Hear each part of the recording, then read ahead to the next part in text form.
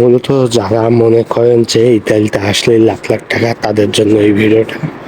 এটা জাস্ট একটা রেল স্টেশনের নিচের পয়েন্ট। হ্যাঁ, দেখতেছেন। আমি আপনাকে উপরেও দেখাইতেছি উপরে কি অবস্থা। ইতালিতে আসলে লাখ লাখ টাকা, কোটি কোটি টাকা কামায় ফেলবেন, এই কথাটা যারা মনে করেন তাদের জন্য আজকের ভিডিওটা। ভাই, ইতালিতে আসলে সবাই সবার ভাগ্য পরিবর্তন করতে পারে না, কারণ রিজিক বলতে একটা কথা আছে, আমাদের কোরআনে লেখা আছে। রিজিক জিনিসটা কিন্তু খুবই সুন্দরভাবে উল্লেখ করা আছে। এখন আজকে আপনাদেরকে আমি কিছু জিনিস দেখাই। একটা বলতে ট্রেন স্টেশন আছে ইত্যাদি, প্রায় ট্রেন স্টেশন প্লাস রোড ঘাটে এই জিনিসটা নর্মালি দেখা যায়। এটা ইত্যাদিতে নর্মাল ভাই। এখন আপনাদের তো বলতে বোঝেন না, যাদের আত্মীয় স্বজন ইত্যাদিতে নাই, তারা ইত্যাদিতে আসলে যদি দালাল রিসিভ না করে, তাদের অবস্থাই এরকম হয় বেশিরভাগ।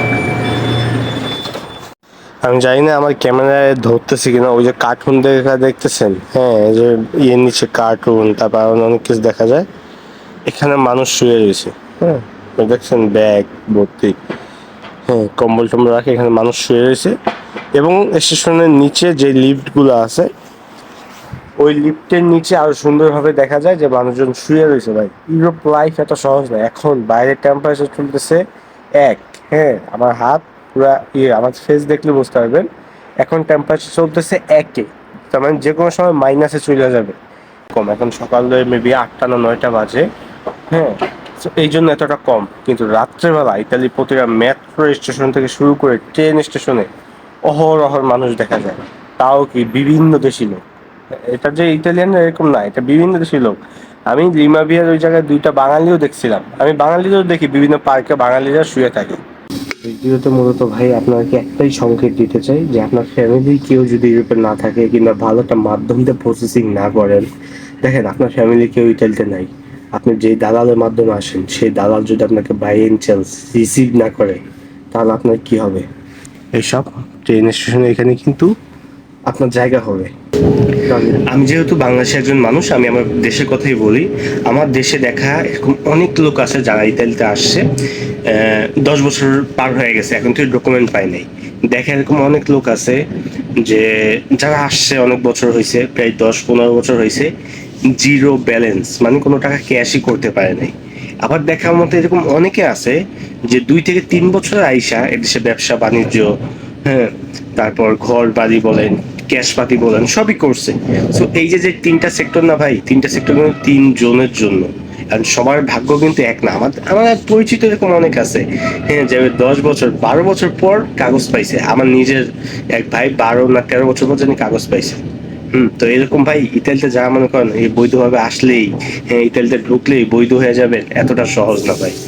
বৈধতা ইতালিতে পাওয়া এখনকার সময় অনেকটা কঠিন হয়ে গেছে। আর ইতালিতে আসলে ভাই সবার ভাগ্য পরিবর্তন করে না, কারণ রিজিক বলতে একটা কথা আছে। আপনার রিজিক যেখানে আছে, আপনার ভাগ্য পরিবর্তন ইনশাল্লাহ ওই যে উপরওয়ালা একজন আছে, উনি পরিবর্তন করবেন। কিন্তু আপনার জাস্ট চেষ্টা করতে হবে এবং আপনার নামাজ পড়ে, হ্যাঁ, ইবাদত করে তার কাছে চাইতে হবে। তাহলে একটা কথাই বলবো যে ভাই, বাংলাদেশি হিসাবে অনেকে আমাকে মেসেজ দেন যে ভাইয়া আমার ইতালিতে কেউ নাই, আমার তো বিশ্বাস হয়েছে, এখন দালাল আমাকে রিসিভ করবে না, আপনি কি আমার জন্য একটা বাসস্থান কিংবা আপনার বাসায় একটা বাসা ঠিক করে দিতে পারবেন?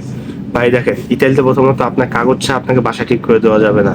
আর যদি বলি ব্যাচেলার বাসায় উঠে দেওয়ার কথা, তাহলে ভাই ইতালিতে কেউ রাজি হইতে চায় না। কি জন্য রাজি হইতে চায় না? প্রথমত আপনার ডকুমেন্ট নাই, দ্বিতীয়ত আপনার মনে করেন কাজ নাই। এখন আসার পর আপনি সামনের মাসে যে ভাড়া দিবেন, এসের যে বাসা ভাড়া কিংবা খাবার কস্ট, এটা অনেক বেশি। আর নতুন লোক এমনি করে রাখতে চায় না, কারণ তিনি কাজ পাইতে ঝামেলা, কাজ নাই, হ্যান নাই, জ্ঞান জ্ঞান করে, এই জন্য মানুষজন রাখতে চায় না। যখনই কাউকে বলি যে একটা নতুন লোক আছে, তোমার বাসায় সিট খালি আছে, রাখো, সে রাজি হয় না, হ্যাঁ। সো এই জিনিসটা মাথায় সেট করে আসবেন। আর বিশেষ করে মেয়েরা, অনেক মেয়েরাই আমি বিশেষ করে দেখি যে তাদেরকে বিভিন্ন প্রলোভন দেখায় আনা হয়। কারণ রিসেন্টলি ইনস্টাগ্রামে কিছু মেয়েরা আপুরা আমাকে অনেক কথাই বলতেছে, যা আমি এই নিয়ে আমি ভিডিও বলেন চাইছি, বাট তারা পারমিশন দেয় না দেখে আমি আর চাই নাই। কারণ ভাই অনেক প্রতারক চক্র। দেখেন ভাই, ইতালিতে মেয়েরা ভুলেও ফ্যামিলি কেউ না থাকলে আইসেন না ভাই। এটা আমার সতর্ক বার্তা আপনাদের প্রতি। বাকিটা আপনাদের ইচ্ছা, আপনার লাইফ, আপনি কি করবেন আপনি ভালো জানেন। আল্লাহ হাফেজ, আজকের মতন এখানেই বিদায় নিচ্ছি।